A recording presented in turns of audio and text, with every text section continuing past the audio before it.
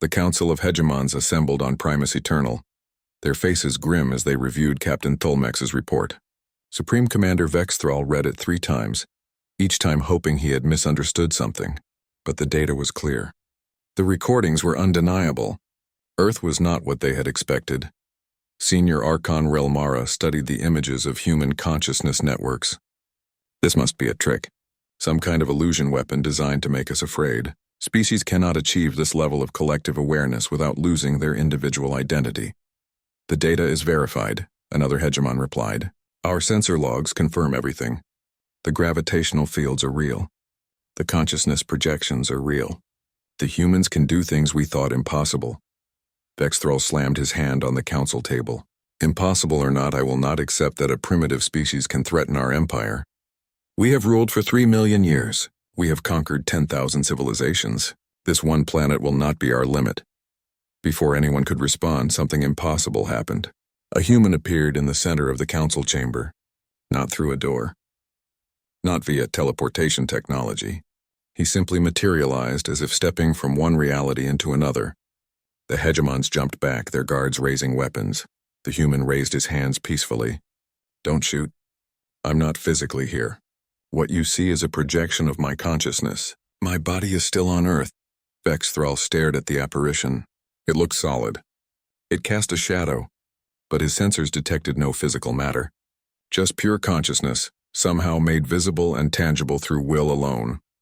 I am Lieutenant Jiwon, the human said. I'm here to offer you a choice. We don't negotiate with primitives, Vexthral growled. Jiwon smiled sadly. Then you don't understand your situation. Let me explain. Option 1, you attempt to invade Earth. You bring your full military might against us. Every fleet, every weapon, every soldier. You know what will happen? The human's form flickered and suddenly there were copies of him standing throughout the chamber. Dozens of G1, each one speaking in perfect synchronization. We will stop your ships. We will redirect your weapons. We will project our consciousness into every vessel and show your soldiers the truth of what your empire has done, not through force. Through understanding, we will let them see the memories of the species you've conquered. We will let them feel the pain you've caused. The multiple projections merged back into one. Your empire won't fall through military defeat. It will dissolve through awakening. How many of your soldiers truly want to fight? How many follow orders because their neural conditioning gives them no choice? What happens when we remove that conditioning and let them decide for themselves? Archon Relmara found her voice. You're threatening to invade our minds? To strip away our free will? No, Jiwon replied firmly. We're offering to restore free will. Your conditioning is what removes choice. We would simply show your people that choice exists. The joining cannot be forced. It must be chosen. We would not make your people join us. We would just show them that they can choose their own path. The council chamber fell silent. Every hegemon understood the implications. The Velcrin Empire was held together by neural conditioning, by hierarchical control, by the belief that the hegemons knew best and must be obeyed.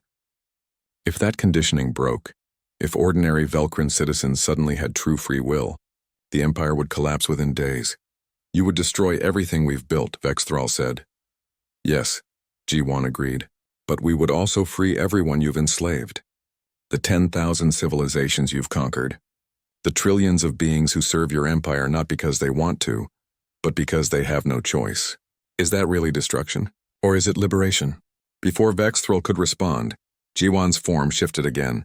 Suddenly he stood in 14 different places simultaneously. The council chamber, the throne room, the military command center, the central archive. He was everywhere at once, speaking to every important location in the Velcrin capital at the same time. This is what we can do, all the G1s said in perfect unison. Any human can project their consciousness across the universe. We can be anywhere we need to be. You have trillions of soldiers. We have 8 billion people who can each be in 1,000 places at once if necessary. Your empire spans 14 galaxies. Our consciousness spans infinity.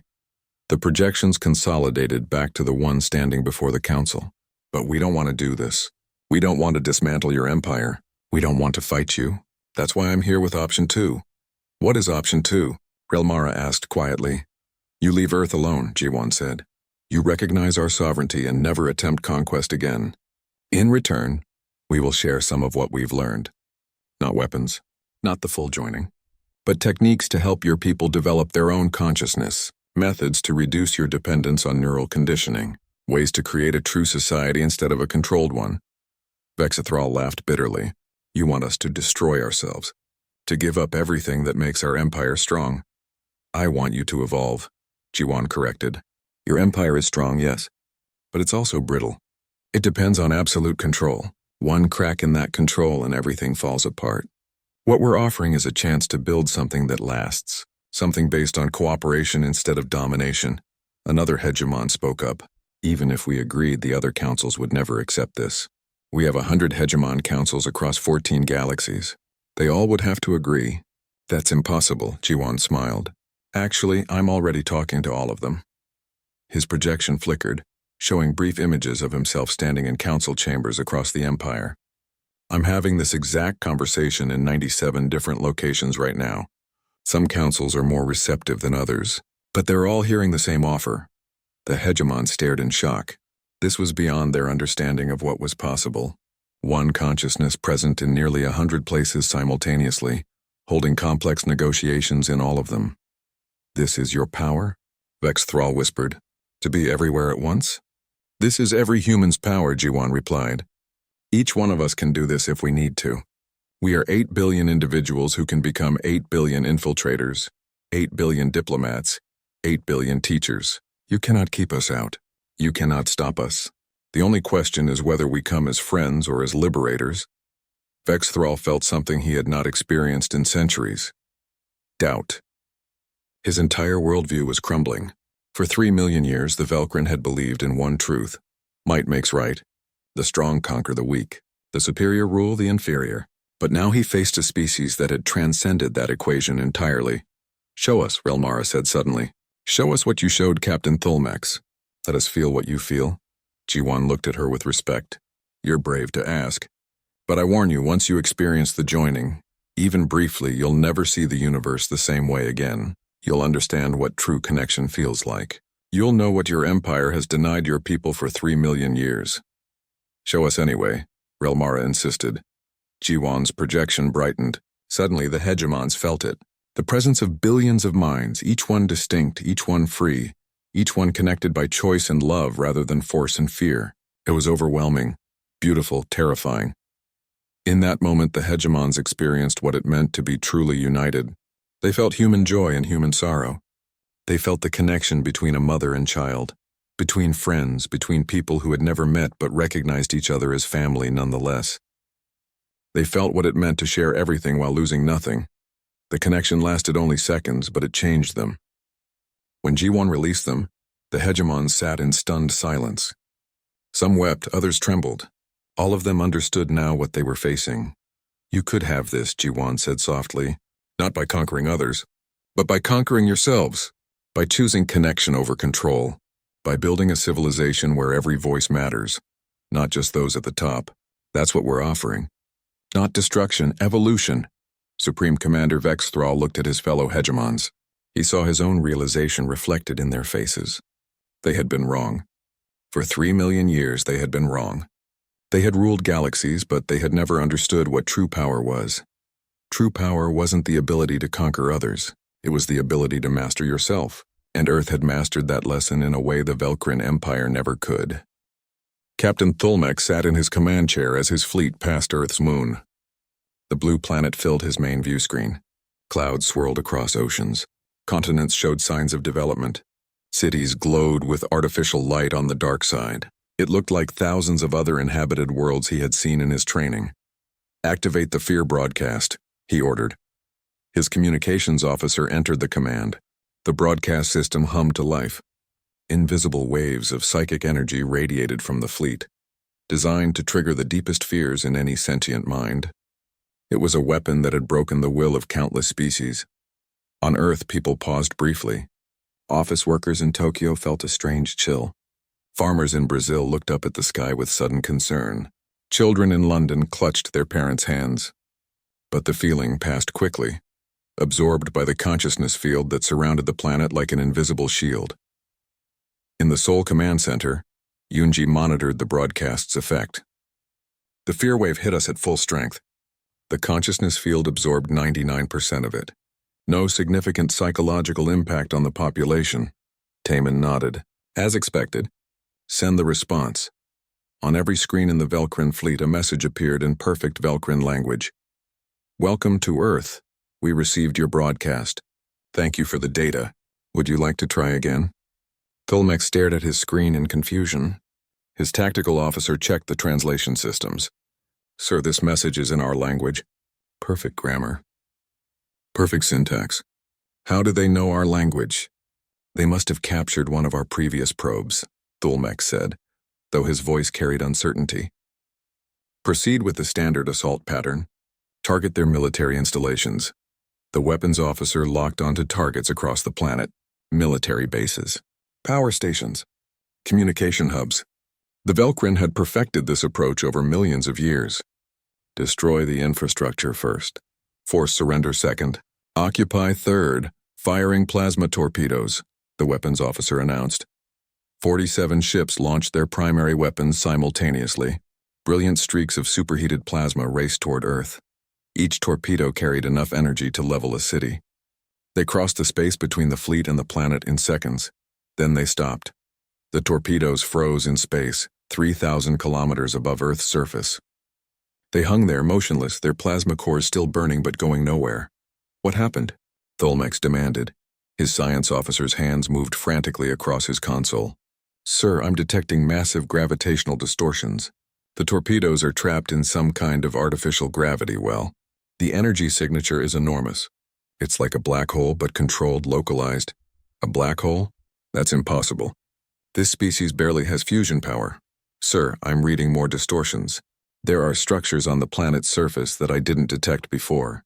Massive structures. They were hidden somehow, cloaked. Tolmex accessed the sensor data directly. His blood ran cold. All across Earth, enormous installations were appearing as their cloaking fields deactivated. Towers that reached into the upper atmosphere. Underground facilities larger than cities. Orbital platforms that his initial scans had completely missed. A new message appeared on his screen. You were warned. All 17 previous missions were warned. None of them listened. Trace that signal, Tolmex ordered. His communications officer worked for several seconds, then stopped. Sir, I can't trace it. It's coming from everywhere. The entire planet seems to be broadcasting it. It's not a technological signal. It's something else. Something I've never seen before. Another message. You ruled galaxies through fear and force. But you never understood evolution. You never faced a species that conquered itself first. Tolmex tried to retreat.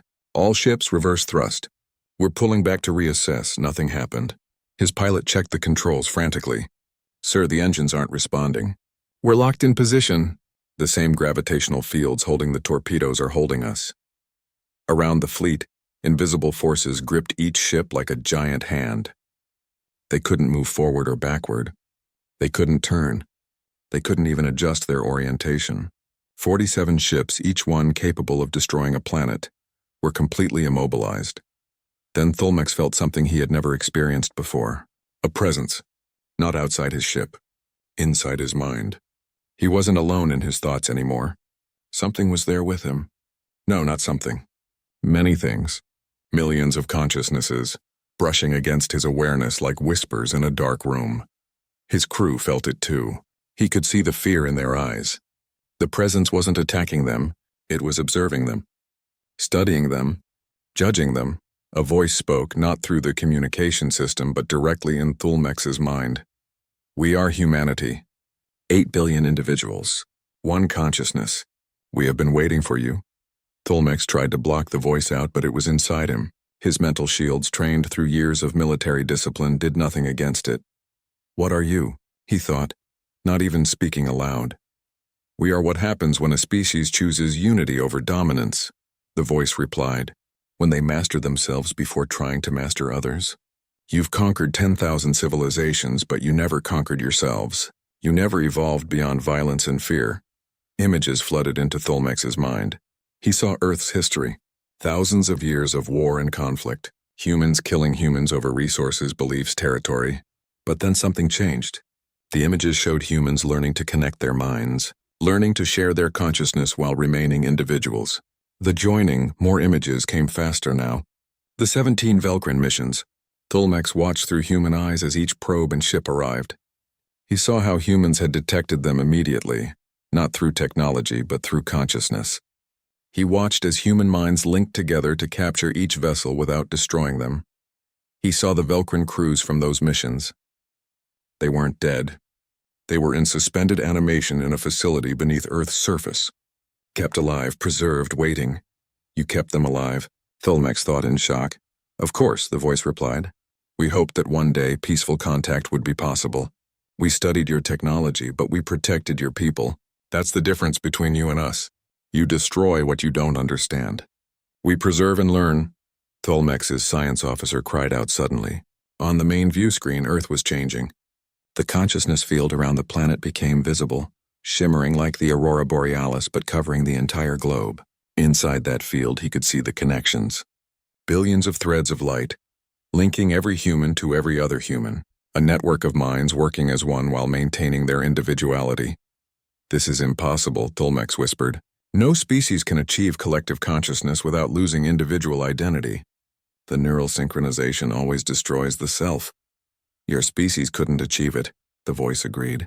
You're too hierarchical, too dominated by the few who rule the many. True collective consciousness requires equality, trust, and the willingness to remain vulnerable.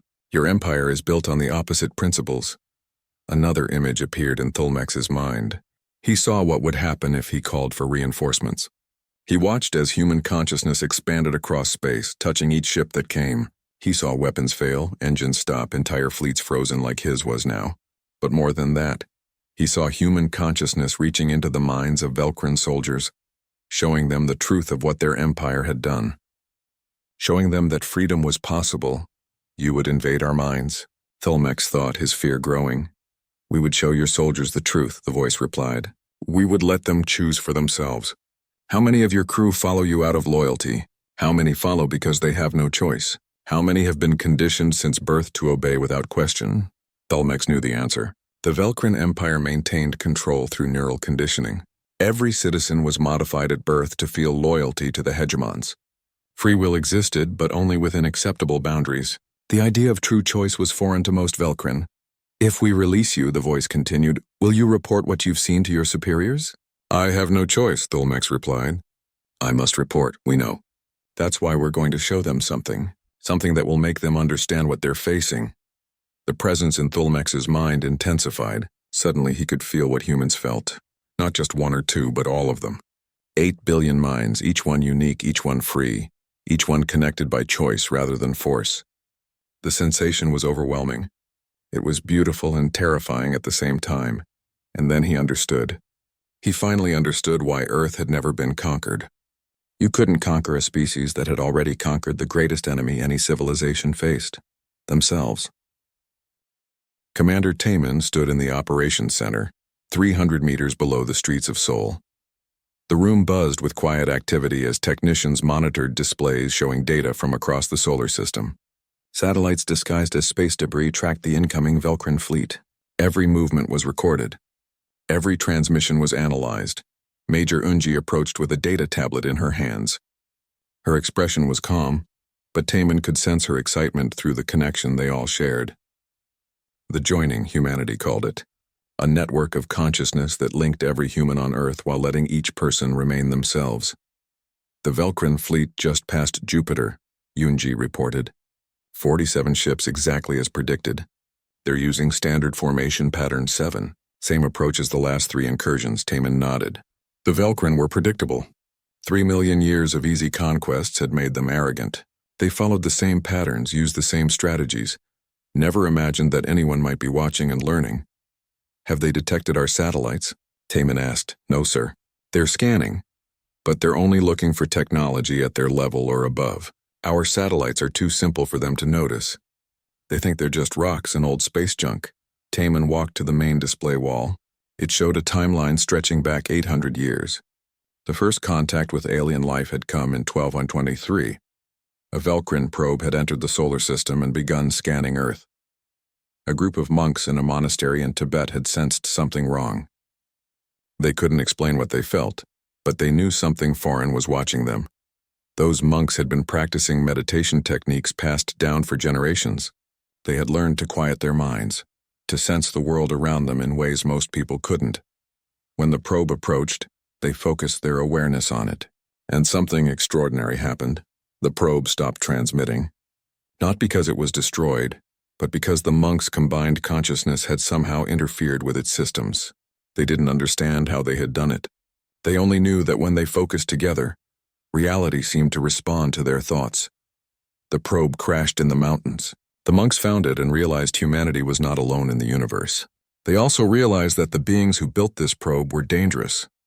They hid the probe and sent word to other monasteries around the world.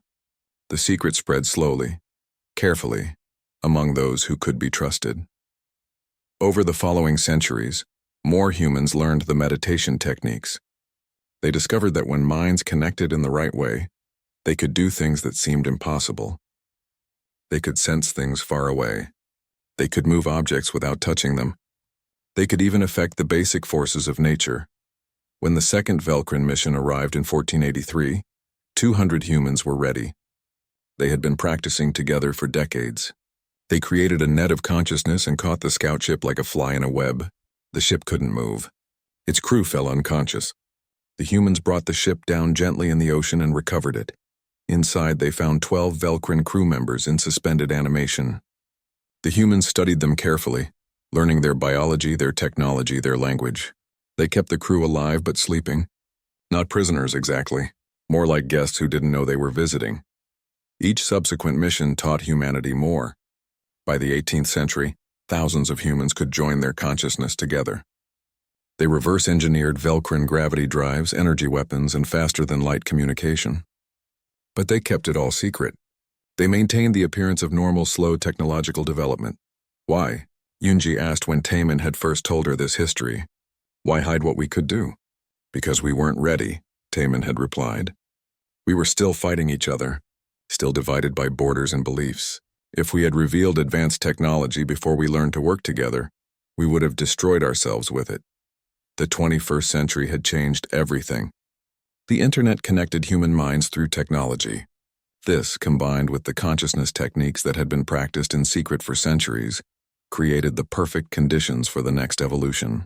In 2047, the first true global joining occurred.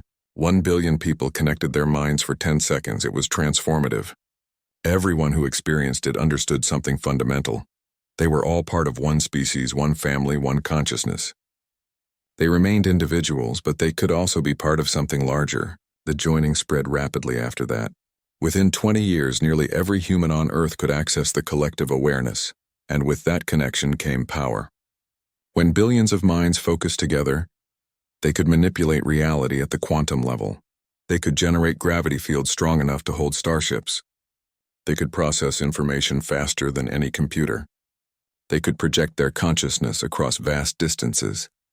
Taemin looked at the incoming fleet on the display. Captain Tholmex thought he was approaching a primitive planet. He had no idea that 8 billion conscious minds were watching his every move. Status on protocol reflection? Taemin asked. Yunji checked her tablet. All systems green. The defense satellites are powered up. The gravity anchors are charged and ready. The consciousness network is synchronized. We have 4 billion people standing by in the joining, ready to respond if needed. Taemin opened a quantum encrypted channel to the other command centers. Director Yuna appeared on screen from Geneva. Dr. Minho joined from Tokyo, Commander J from Brasilia. They had divided the response among 4 centers to ensure redundancy. The Velkrin will reach Earth orbit in 17 hours, Yuna said. They're preparing their Fear broadcast system. They'll activate it as soon as they achieve stable orbit. The Fear broadcast was the Velkrin's primary weapon. It sent waves of primal terror directly into the minds of any conscious beings in range. Most species broke immediately. Their will to resist shattered before the first shot was fired. The Velkrin had used it successfully on 10,000 civilizations. Let them activate it, Taemin said. We need to see how it works. Our shields will protect the population.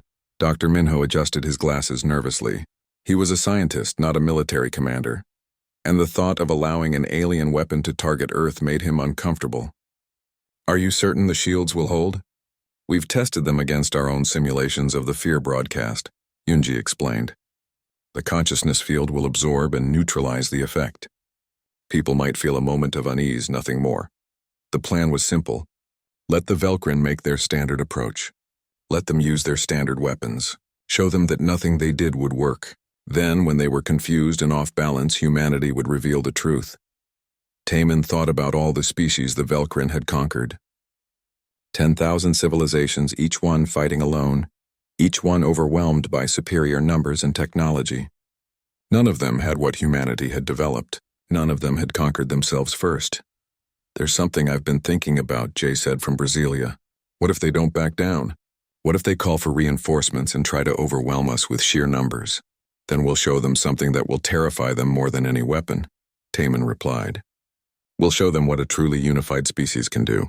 We'll show them that consciousness, when properly focused, is more powerful than any technology. The command centers fell silent. Everyone knew what Taman was referring to. The ultimate demonstration. The thing they had practiced but never used. If the Velcrin forced them, humanity would have to prove that they could dismantle ships, redirect weapons, and even affect biological systems across vast distances using nothing but focused thought. 17 hours, Yuna said quietly.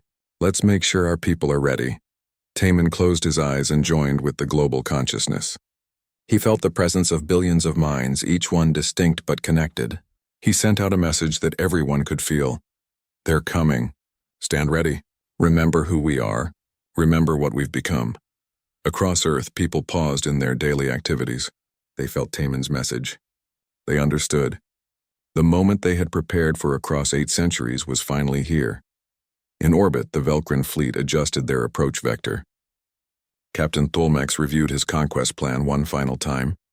Everything was ready. This would be his first successful subjugation. His first step toward becoming a renowned commander. He had no idea he was about to become part of a very different kind of history. The war room of Primus Eternal stretched for miles.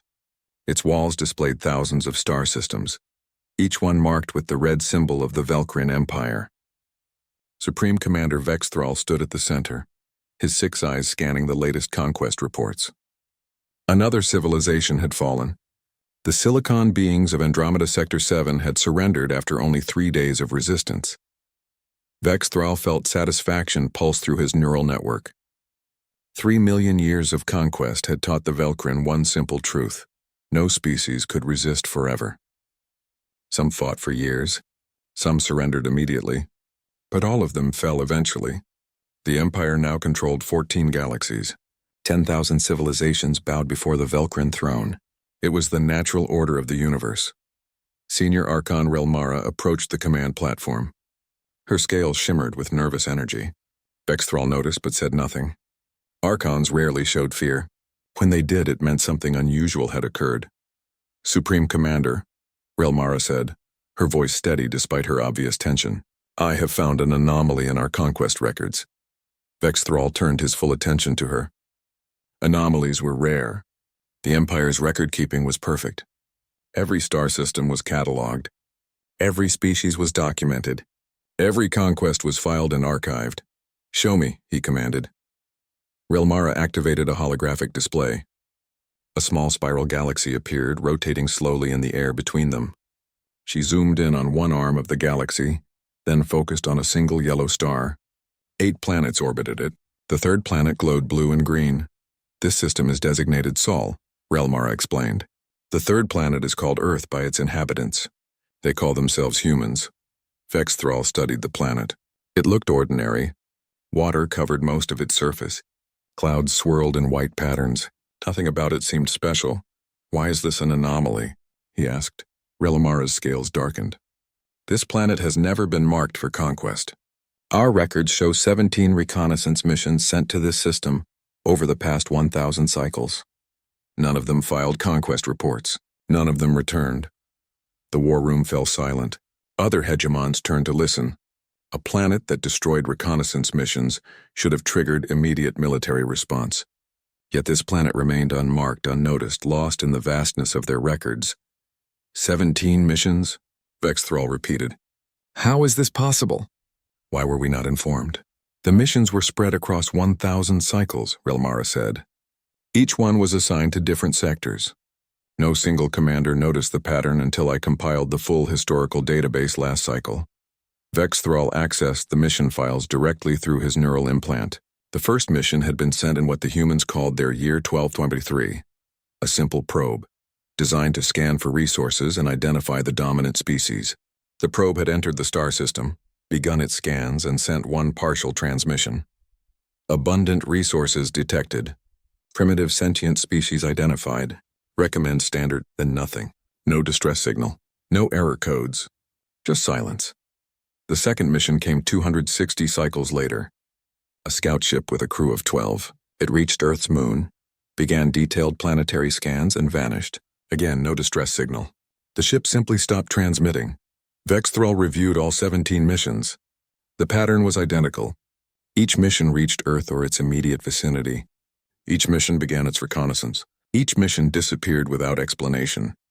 What do our current scans show? Vexthrall asked. Relmara displayed new data. The humans appear to be a primitive species. They use nuclear fission for energy, chemical rockets for space travel, basic digital computers for information processing. By our standards, they are approximately 4,000 cycles behind galactic standard technology. Vexthrall studied the data carefully. Cities covered the planet's surface. Satellites orbited in low atmosphere. Radio signals broadcasted constantly. Everything indicated a developing civilization, nothing more. Certainly nothing that could threaten a Velcrin reconnaissance mission. There must be a natural explanation, Vexthrall said. Perhaps spatial anomalies in the system. Unusual radiation. Asteroid impacts. I considered those possibilities, Relmara replied. I found no evidence of spatial distortions. The star is stable. The asteroid belt is unremarkable. There is no natural phenomenon that would destroy 17 separate missions across 1,000 cycles. The other hegemons began to whisper among themselves. Vexthrall heard their concerns. 17 lost missions. No explanation. A primitive planet that somehow remained unconquered despite being identified over 1,000 cycles ago. Perhaps the humans developed defense systems, one hegemon suggested. Primitive species sometimes create weapons beyond their general technology level when threatened. Vexthrall rejected this idea. If they had weapons capable of destroying our ships, they would have used those weapons to expand beyond their planet. Yet they barely occupy their own moon. They have no colonies on other planets. Their space presence is minimal. The war room filled with speculation. Some hegemons thought it was a data error. Others suggested sabotage by a rival empire. A few wondered if the missions had simply malfunctioned. But none of these explanations felt right. The Velcrin did not lose 17 missions to accidents or errors. Vexthrall made his decision. I will assign a new mission to Earth, a subjugation fleet. Standard size. We will investigate this anomaly and bring this planet under Imperial control. Shouldn't we send a larger force? Relmara asked. Given the history, no, Vexthrall interrupted. If I send a full battle fleet, it will appear that we fear this primitive planet. The other hegemons will question my judgment. We will send a standard subjugation vanguard. 47 ships, more than enough to conquer a species that still uses chemical rockets. Relmara bowed her head in acceptance. Who will command the fleet? Vexthrall considered the question. He would not send his best commanders. This was clearly a minor issue. Equipment failure, most likely, or some strange natural phenomenon that would be easily identified and documented. He scrolled through the list of available captains and selected one. Captain Tholmex, he said. He is competent but inexperienced. This will be good training for him. A simple conquest of a primitive world. The orders were transmitted immediately. Captain Tholmex received his assignment with pride. A conquest mission. His first independent command. He assembled his fleet and began the journey to the Sol system. None of them knew that Earth had been watching. None of them realized that 17 previous missions had not been destroyed. They had been captured, studied, taken apart piece by piece, and every bit of technology, every scrap of information, had taught humanity more about the threat that lurked beyond their sky. In a secret facility beneath Sol, Commander Taman received the alert. Another Velcrin fleet was coming. He looked at the countdown timer on his screen. They would arrive in 47 days. Taman smiled. 800 years of preparation. 800 years of building, learning, and evolving. The Velcrin thought they were coming to conquer a primitive species. They had no idea what was waiting for them. Earth was ready. Director Una stood in the Geneva Command Center, watching as the Velcrin fleet hung motionless above Earth. Beside her, Dr. Minho prepared the historical archive. It was time to show these conquerors exactly what they had been dealing with for 800 years. Activate the archive transmission, Una ordered. Across the Velcrin fleet, every display screen came to life. The crews couldn't control their own systems. The humans had taken over everything. Images began to play, recordings from Earth's history, starting with the very first contact. The scene showed a monastery in Tibet in the year 1223. Snow covered the mountains. Inside, 12 monks sat in meditation. They looked peaceful, calm, focused inward. Then something changed. The monks' eyes opened simultaneously. They stood and walked outside, looking up at the sky. The Velcrin crews watched as a small object descended through the clouds. Their own probe from 8 centuries ago. It approached the monastery, its sensors scanning everything. The monks did something strange. They sat in a circle around the landing site and closed their eyes. At first, nothing seemed to happen. Then the probe began to malfunction. Its lights flickered. Its hovering became unstable. It dropped lower, spinning slowly. The monks remained motionless. Their breathing synchronized, their minds linked in ways the probe's designers had never imagined possible. The probe crashed into the snow. The monks opened their eyes and approached it carefully. They touched it, studied it, and carried it inside. They had just captured their first piece of alien technology, using nothing but focused consciousness. Dr. Minho's voice transmitted to the Velcrin fleet, explaining what they were seeing. Your first probe encountered something your empire had never faced before. A species that had learned to link their minds without technology. The monks didn't understand how they did it. They only knew that when they focused together, reality responded to their collective will. The recordings jumped forward to 1483. A larger group of humans, nearly 200 of them, gathered in a coastal region. A Velcrin scout ship appeared in the sky, descending toward the ocean. The humans stood on the beach holding hands, their minds joining together. The Velcrin crews watched in disbelief as their scout ship simply stopped moving. It hung in the air above the water, its engines firing but making no progress. The ship's crew would have been panicking inside, trying to understand what invisible force held them. After 10 minutes, the ship gently lowered into the ocean and sank beneath the waves. Divers recovered it the next day. The crew was found unconscious but alive, their minds somehow put to sleep by the same force that had stopped their ship. Each of your missions taught us more, Dr. Minho continued. We reverse-engineered your technology. We learned your language. We studied your biology. But more importantly, we refined our ability to link consciousness. By the 18th century, thousands of humans could join their minds. By the 20th century, millions. Today, billions. The recordings showed rapid progress through human history. Secret societies meeting in hidden places, practicing the joining techniques. Scientists studying the effect, trying to understand how consciousness could affect physical reality. Engineers building devices that could amplify the effect. Teachers training new generations in the art of mental connection. The Velcrin crews saw something their empire had never witnessed, a species working together across all divisions.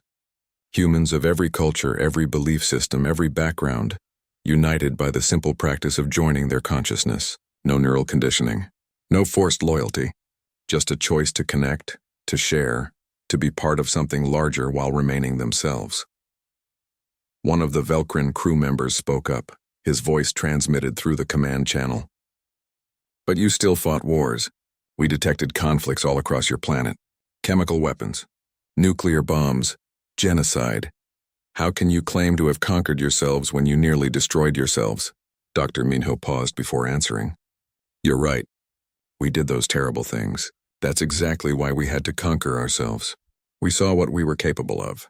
We understood that if we didn't change, we would destroy ourselves long before any alien species could conquer us. The joining wasn't just about gaining power. It was about survival. When you can feel what another person feels, when you experience their pain as your own, it becomes very difficult to harm them. The recordings showed the turning point, the year 2047. 1 billion humans joining their consciousness for the first time. The recordings captured their faces as it happened. Tears streaming down cheeks, smiles of wonder, expressions of profound understanding. In that moment, 1 billion people experienced what it meant to truly be connected. After that day, war became obsolete, Dr. Minho explained. Not because we banned it or because our leaders commanded peace, but because enough people had experienced the joining. They understood at a fundamental level that harming another human was like harming themselves. Conflicts still happened, but they were resolved through dialogue, through shared understanding, not through violence. The recordings showed the next evolution, humans learning to use their joined consciousness to manipulate reality. The first gravity field generated by thought alone. The first object moved without physical contact. The first consciousness projected across vast distances. Each achievement carefully documented, each one showing what billions of minds could do when they worked together. The Velcrin crews watched as humans built their hidden defenses. Satellites that looked like debris but could generate gravitational fields powerful enough to stop entire fleets. Facilities buried deep underground where humans practiced joining their consciousness on scales never before attempted. Networks of people spanning the entire planet, ready to respond to threats within seconds. You maintained the appearance of a primitive species, Captain Tholmex transmitted, his voice a mix of anger and grudging respect. You let us think you were weak. We weren't ready, Director Yuna replied, her voice transmitted directly to his mind. Not because our technology wasn't advanced enough, but because we weren't unified enough. If we had revealed our true capabilities too soon, some nations would have tried to use them against others. We needed time to ensure that everyone understood what we had become. That took nearly a century. The final recording showed the 17 Velcrin crews in suspended animation. Each one was kept in a comfortable facility, their biological needs met, their bodies preserved perfectly. Beside each sleeping crew member stood human scientists and caretakers, monitoring their health, ensuring they came to no harm. We kept your people alive, Yuna continued. We hoped that someday we could wake them and explain what happened. We hoped that peaceful contact would be possible. Every time a new mission came, we captured it the same way, not with hatred, not with cruelty, but with the understanding that your people were following orders, just as our soldiers once did. One of the Velcrin science officers studied the recordings carefully. This consciousness network of yours, how does it work? Our scientists theorized that collective consciousness was possible, but every simulation showed the same result. Individual identity is lost. The self dissolves into the whole. How do you maintain both? Dr. Minho smiled. That's the key question. Your simulations were based on forced connection, neural implants, technological linking. Those methods do destroy individuality because they're imposed from outside. Our method is voluntary. Each person chooses to join. They maintain complete control over what they share and what they keep private. Think of it like a conversation. When you talk to someone, you share thoughts, but you remain yourself. The joining is the same, just much deeper. The recordings showed humans practicing the joining. A family sitting together, their consciousness gently merging as they shared a meal. Scientists collaborating on a project, their minds linking to share data and insights instantly. A global meditation where billions participated. Their combined awareness focused on solving problems or healing people who were suffering. You've created something that shouldn't exist, Captain Tholmex said quietly. A collective that preserves individuality. A consciousness that spans a planet but remains centered in each person. It's beautiful and terrifying. It's what you could have been, Yuna replied, if your empire had chosen cooperation instead of conquest. If you had united your species before trying to unite the galaxy, but you chose dominance. You built your empire on fear and control. And now you've encountered a species that cannot be controlled because they've already mastered the hardest thing in the universe, themselves. The recordings ended. The Velcrin crews sat in silence processing what they had seen. 800 years of human history compressed into one undeniable truth.